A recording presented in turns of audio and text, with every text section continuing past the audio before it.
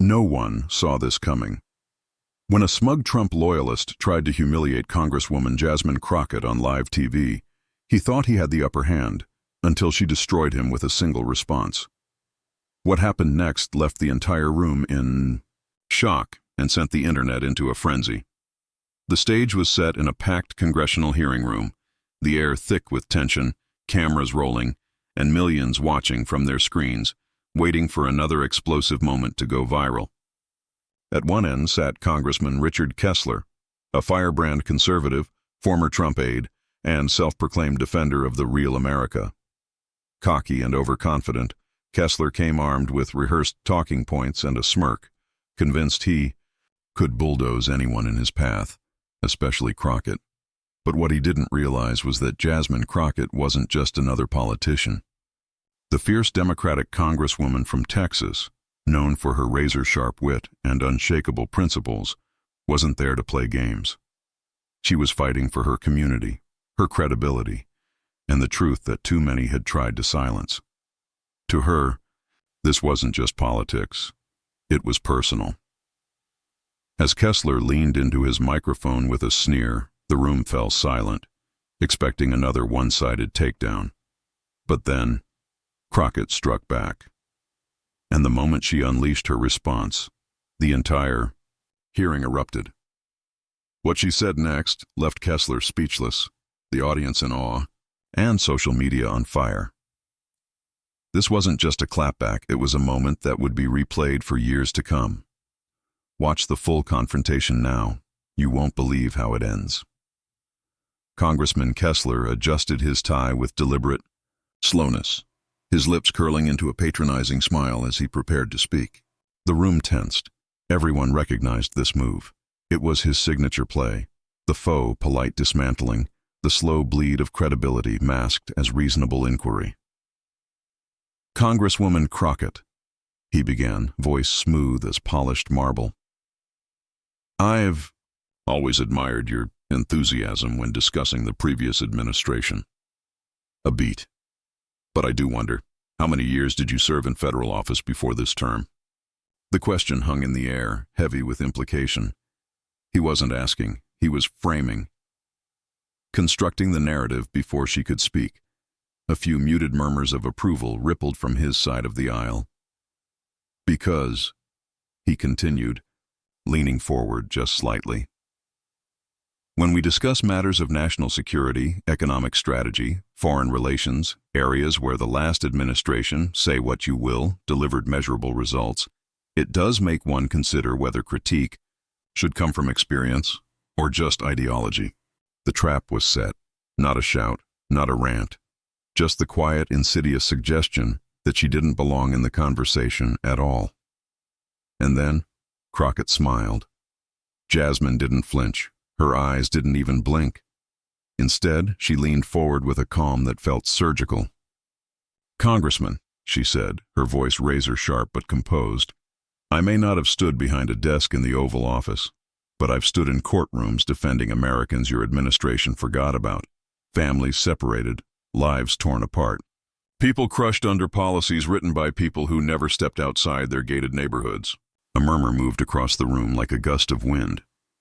Kessler interrupted, waving a dismissive hand. "Ah, yes, the emotional appeal, always the victim story." He was trying to cut her down before she could build momentum, but it was already too late. Crockett didn't miss a beat. "You want numbers?" she asked, pulling a printed chart from her folder. "Let's talk about the 8.7 million jobs lost in the final year of Trump's presidency. Let's talk about the 400,000 COVID deaths before vaccines were even distributed. Let's talk about the billions funneled into the pockets of corporations while small businesses in my district shut down overnight." Her voice didn't rise. It didn't need to. The facts were the volume. Kessler's smirk faltered just slightly, a twitch in the corner of his mouth betraying the first crack in his armor. "Those numbers lack context," he muttered, clearly unsettled by her control of the room. "The pandemic wasn't something anyone could have predicted. And President Trump responded with lies." Crockett interjected, sharp as a scalpel. "He told Americans it would disappear like a miracle.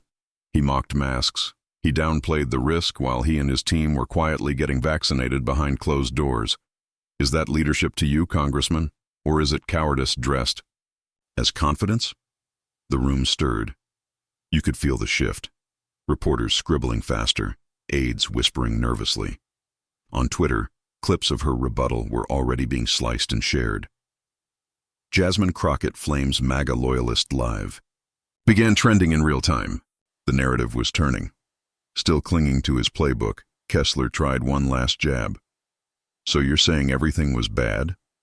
That there wasn't a single thing the Trump administration did right?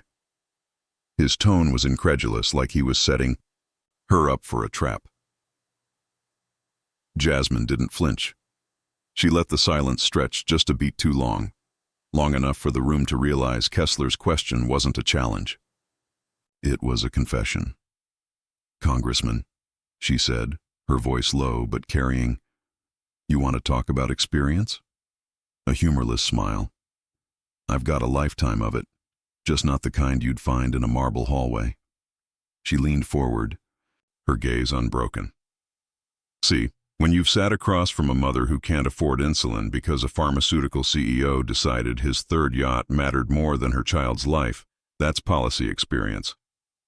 When you've watched a veteran sleep in his car because the VA was too underfunded to help him, that's national security experience. And when you've had to explain to a room full of kids why their president called their homeland a shithole, she paused. That's diplomacy experience. The room went utterly still. No shuffling papers, no muted coughs. Even the cameras seemed to stop breathing. Kessler's mouth opened, but Crockett wasn't done. So no, I didn't spend years rubber-stamping tax cuts for billionaires or lying to the press about crowd sizes. But if you want to measure who's qualified to lead, her voice sharpened to a blade's edge. Let's start with the one who still knows what reality looks like outside this building. For the first time in his career, Richard Kessler had nothing to say. His usual arsenal, the smirks, the sound bites, the performative outrage, all of it useless. Because Jasmine Crockett hadn't just rebutted him. She'd exposed him. And what happened next would rewrite the rules of the game entirely. Kessler's jaw tightened, his fingers curling into a fist atop the polished mahogany desk. The eye veneer of smug detachment had cracked. Now, there was something darker beneath it. Oh, we're doing this? Crockett murmured, almost amused. All right, Congressman, let's talk about me. She tilted her head, her voice dropping to something quieter, more dangerous. You're right. I went to law school, worked my way through it waiting tables. You know what that's like? To balance a tray in one hand and a constitutional law textbook in the other? A beat. No? Then let's talk about polished. Her gaze flicked to his Rolex, then back up. See, I don't pretend to understand struggle. I remember it. Every time I walk past a diner, every time I see a kid in a too small uniform waiting for the bus. But you? She let the word hang. You cosplay it. You drape yourself in the flag and talk about real America from a gated community. So before you lecture me on the working class, maybe ask yourself, when's the last time you spoke to someone who couldn't afford to donate to your campaign? The silence was absolute. Even the stenographer had stopped typing. Kessler opened his mouth. But the gavel came down hard. And the look on his face? That was the moment America saw it. Fear. There was an audible murmur from the audience. The dig was personal, calculated, and cruel. Kessler wasn't debating policy anymore. He was trying to dismantle her identity. How many times have you flown first class while your constituents struggle to pay rent? How many camera crews have followed you while small businesses in your district closed down without so much as a headline? His voice rose, and he gestured, dramatically hoping to paint her as a fraud in real time. Jasmine sat still, blinking once, her lips barely moving as she exhaled through her nose. The silence before her response was its own kind of thunder. She leaned into the mic, voice measured and low, the kind of calm that feels like the moment before a storm hits. Congressman Kessler, you just made the mistake of confusing my Education with privilege. I didn't inherit wealth. I earned scholarships. I worked nights. I represented clients who couldn't afford lawyers, who had been beaten by systems your party built and protected. Her voice was steady, but her words hit like steel. You see a black woman in Congress and assume it must have been easy? She continued, eyes locked on him like a blade. Then you expose more about your own bias than you do about my life. A stunned hush swept across the chamber. Even the Republican aides looked rattled, unsure of how far their guy was about to fall. Kessler tried to interrupt. I'm pointing out hypocrisy. No, she snapped back, her voice now slicing through the room. You're projecting. Because while I was walking door to door in 100-degree heat organizing communities, you were accepting PAC money from oil companies that poisoned kids drinking water. While I was in court defending eviction cases during the pandemic, you were on Fox News defending a president who told people to inject bleach. That did it. A wave of gasps rolled through the crowd like a slow-building earthquake. Reporters exchanged wide-eyed glances. Phones lit up across the room as the moment went instantly viral. One tweet read, Jasmine Crockett just ended Kessler's whole career in under 60 seconds. But Crockett wasn't done. You want to talk about flying first class? Let's talk about the Trump administration billing taxpayers over $140 million in golf trips while claiming to fight for the forgotten man. Let's talk about private jets, golden toilets, and hush money payments. And somehow, you still stand here with the audacity to question my integrity. Kessler's mouth opened again, but no words came out. His cheeks flushed. His fingers twitched nervously against his notepad, where pre-planned zingers suddenly seemed pitifully useless. Crockett didn't raise her voice.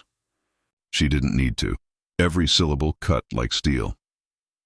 Congressman, I don't measure my worth by how well I impress men like you, she said, her eyes locking onto the cameras. Past him, past the room, straight to the people watching at home. I measure it by how hard I fight for the single mom choosing between rent and groceries, for the veteran waiting on a disability check, for the kid who sees this circus and still dares to hope their government might give a damn about them. A beat. The air hummed. You have your private jets, your billionaire donors, your little echo chamber where you all clap each other on. The back and pretend cruelty is a policy position. She leaned in, just slightly. But here's the thing about truth, Congressman.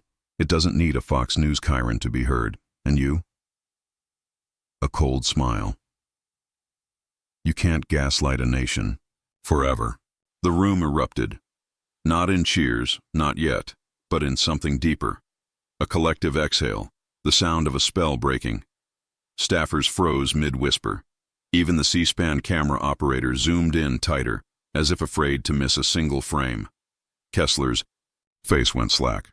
The performative smirk, the rehearsed outrage, all of it gone. In its place, something raw, something panicked. Because he finally understood. This wasn't a debate. It was an execution. And then, like a cornered animal, he made his fatal mistake. Kessler's knuckles whitened around the binder. As he slammed it down, a desperate power play disguised as policy rigor.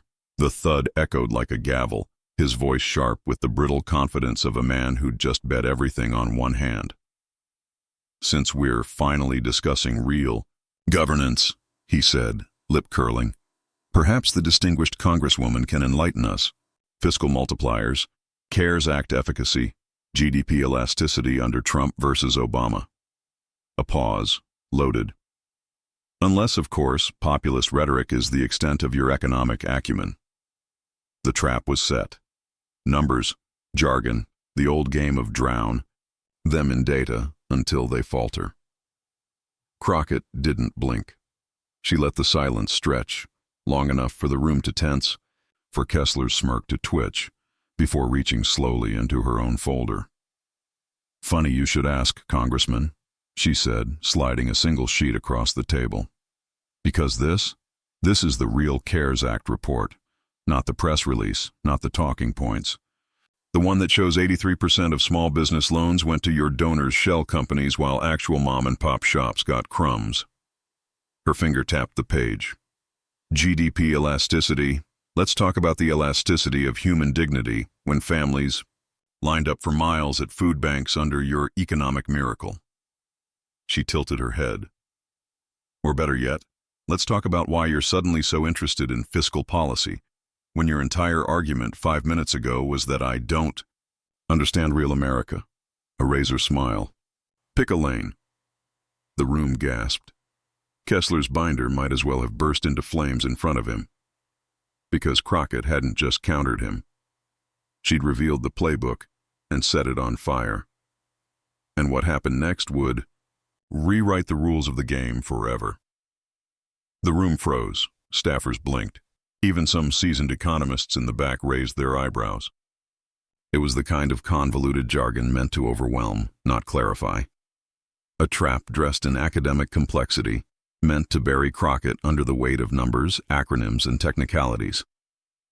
The kind of question that would trip up even the most seasoned policy wonk if unprepared. Kessler sat back with a smug grin. Take your time, he added, pretending to be generous, though his eyes screamed triumph. But Jasmine didn't flinch. She calmly reached for her water, took a slow sip, and placed the glass back down with the kind of deliberate composure that made cameras zoom in. Then she leaned forward and began. Glad you brought up the CARES Act, Congressman, she said smoothly, because that's actually a perfect example of how short-term stimulus without equitable distribution fails real people. The room stirred. She wasn't dodging. She was owning it. You're referring to the fiscal multiplier, the economic impact for every dollar spent. Under the Trump administration, much of that stimulus went directly to corporations through programs like the PPP, with limited oversight. Studies from the Congressional Budget Office and Brookings Institution showed multipliers as low as 0.6 for those sectors. She paused. Compare that to direct-to-household spending during the Obama stimulus, which consistently showed multipliers closer to 1.5. Kessler blinked. Crockett continued. Now you asked about GDP elasticity. Let me walk you through that. Trump's administration prioritized stock market optics over sustainable job growth. GDP elasticity in response to their stimulus was shallow, because you can't boost economic demand when people are unemployed and scared to leave their homes. Her voice sharpened. Meanwhile, corporate buybacks skyrocketed. That's not recovery. That's rigging the numbers to make rich people richer. The murmurs grew louder. A few gasps rippled through the audience.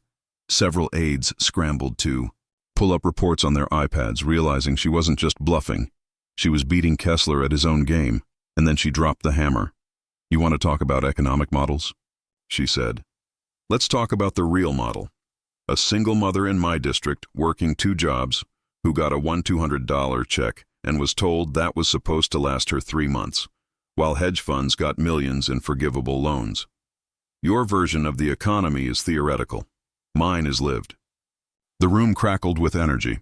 Half the gallery on their feet, aides scrambling to text their bosses, even the stone-faced committee chair hiding a smirk behind his hand.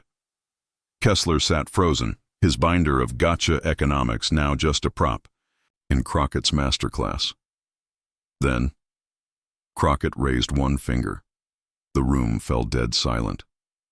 But since we're talking numbers, Congressman, she said, pulling out another document, let's discuss the $2.3 trillion in tax cuts your administration handed corporations, the same ones that laid off 146,000 workers while buying back stock. Or the $435 million your top donor saved thanks to your loophole in Section 199A. She tilted her head. You want to lecture me about fiscal policy? Fine. Let's start with your voting record on bank deregulation right before the SVB collapse. Or should we pull up the tapes of you calling trickle-down economics patriotic? Kessler's face drained of color. Because this wasn't just a rebuttal, it was an indictment. And as Crockett leaned into the microphone one last time, she delivered the kill shot. The problem isn't that I don't understand economics, Congressman. It's that you don't understand consequences. The room exploded. And And somewhere in America, a new political star was born. Kessler's fingers twitched against the desk, his once perfect posture now rigid, like a marionette with its strings cut too tight. The chuckle he forced out sounded more like a choke. "Congresswoman," he started, voice sanded down to a brittle attempt at folksy charm. "Let's not turn this into some Ivy League econ lecture." A dismissive wave, too quick, too sharp. Hardworking Americans don't give a damn about multipliers or elasticity. They want paychecks. They want gas they can afford. The pivot was transparent. The retreat, even more so. Crockett didn't blink. Funny," she mused. "Because 30 seconds ago you were real invested in fiscal theory when you thought I wouldn't know the answer." She tilted her head, the ghost of a smile playing at her lips. "But since we're finally talking about what Americans actually care about," she slid another sheet forward, "let's discuss why your voting record shows zero support for minimum wage hikes, or why you called child tax credits socialism while voting yes to farm subsidies for Fortune 500 agribusiness." A beat. The room leaned in. "See, Congressman, you're right about one thing," she continued, voice dropping to a blade's edge. "The American people do want results, so maybe explain why your results always seem to land in someone else's pockets."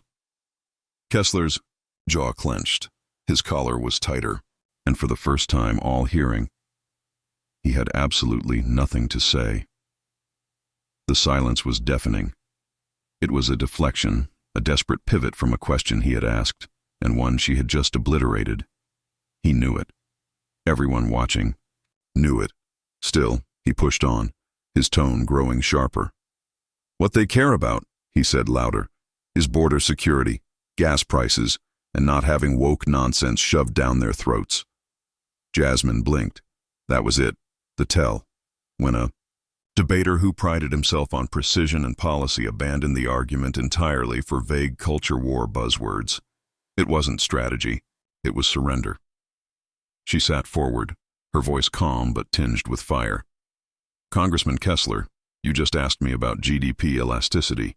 You brought up fiscal multipliers, and when the answer didn't fit your narrative, when it exposed the failure of the very administration you defend, suddenly you want to talk about gas prices and woke nonsense?" The room fell quiet again. The audience, once neutral or unsure, was now firmly with her. Even across the aisle, a few heads lowered in reluctant recognition of what they were witnessing. "This isn't about avoiding tough topics," she continued, now turning slightly to face the cameras. "This is about accountability. You can't cherry-pick data, set a trap, and then run from the outcome when it doesn't go your way. That's not leadership. That's cowardice wrapped in slogans." Kessler opened his mouth, but she didn't stop. "You want to talk about results?" she said. "Let's." Under Trump, 400,000 small businesses closed permanently during COVID. Under Trump, Black and brown communities faced disproportionate job losses, housing insecurity, and medical neglect. And while everyday Americans were scraping by, Trump's inner circle was cashing in on insider deals and no-bid contracts. Now her voice cut like a blade. "That's not just bad policy. That's betrayal." The crowd murmured louder now. A few people clapped. Someone audibly whispered, "She's torching him." Kessler tried again, this time with a half-hearted jab. "You seem more interested in grandstanding than working with colleagues across the aisle." Jasmine turned her gaze back to him, unwavering. "You mean colleagues like the ones who refused to certify a lawful election? Who still peddle conspiracy theories while their constituents go bankrupt? I'm not here to play nice with gaslighters, Congressman. I'm here to tell the truth." The words landed like a punch. Kessler's hands gripped the edge of the desk now, knuckles white. His face flushed a deeper red. His polished sound bites had failed, his backup plan had imploded, and now his only remaining strategy was to survive the next few minutes without total collapse. Crockett, sensing the moment, made her final pivot. She turned her full attention to the audience, not just the people in the room, but the millions watching online, on cable, on live streams. Crockett let the silence hang for a heartbeat longer, just long enough for every camera to catch Kessler's flinch. "You're right, Congressman," she said, her voice quiet but carrying like a live wire. "I'm not perfect, but here's the difference between us." She stood, palms flat on the table, leaning into the truth like it was the only thing holding her up. "I don't edit reality to fit my ego. I don't spin cruelty into toughness. And I sure as hell don't mistake corruption for competence just because it wears my team's jersey." The gallery stirred, a murmur, building to a wave. "The American people?" She gestured to the cameras. "They're tired of being lied to, tired of being told up is down, failure is success, and treason is just alternative patriotism." A beat. Then, "So no, I won't give you pretty sound bites to excuse the ugly truth, because unlike some people in this room," her eyes locked on Kessler's, "I actually respect the voters enough to tell them the damn facts." The room detonated. Not applause, a cathartic roar. Staffers slammed folders shut in approval. Reporters abandoned neutrality to tweet in all caps. Even the stone-faced sergeant-at-arms cracked a smile. And Kessler? He didn't slump, didn't sigh, just froze. Like a man watching his own obituary print in real time. The echo of Crockett's words hung in the air. And for once, the spin machine had nothing to spin. Game over. Kessler's eyes darted across the room like a cornered animal. No lifelines, no allies. Just the cold realization that the walls were closing in. His forced chuckle came out more like a wheeze, the sound of a man watching his career flash before his eyes. "Ota, now it's theater?" Crockett's voice was dangerously calm, her smile razor thin. "Funny how that only occurs to you after your script falls apart." She didn't raise her voice. She didn't need to. The room was dead silent, every ear straining. "But since we're diagnosing motives," she tilted her head, eyes flashing, "let's talk about yours, the deflection, the tantrum, the heels comment. Classy, by the way." A beat. "Tell me, Congressman, when your arguments fail, is sexism always your backup plan, or just when you're this scared?" The gasp from the gallery wasn't just shock. It was collective recognition. Even Kessler's staunchest allies recoiled, their faces telegraphing a single thought. He just nuked his own career. And then, Crockett struck the killing blow. "Go. Want to talk about fame?" She leaned in, her voice dropping to a whisper the mics barely caught. "I didn't run for office to be famous.